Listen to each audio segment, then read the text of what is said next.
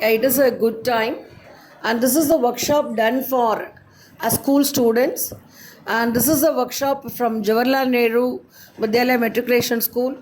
It is done for our school students of first, second, and third. And this is a wonderful experience. And the small kids are able to learn the photo framing, how to do that, and how to color it, and how to create things to fill the paper and to stick it.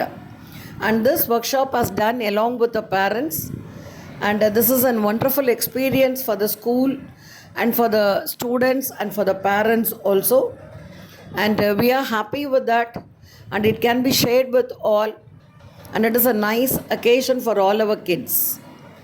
And this is the great occasion. It was supported by the school management, and all the kids has done, and the photo frames was displayed in our school, and it is a motivation for the other people and all the children, because it is a place for the creativity and make the children to create something new, and they are able to do these things with their hands.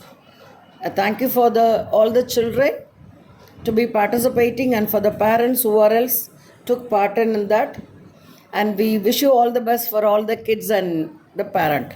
Okay, thank you all. And register this YouTube, and later it can be updated. And kindly subscribe and update it in your profile. So whatever details is coming, it can be posted to you. This is a great occasion. Thank you to all.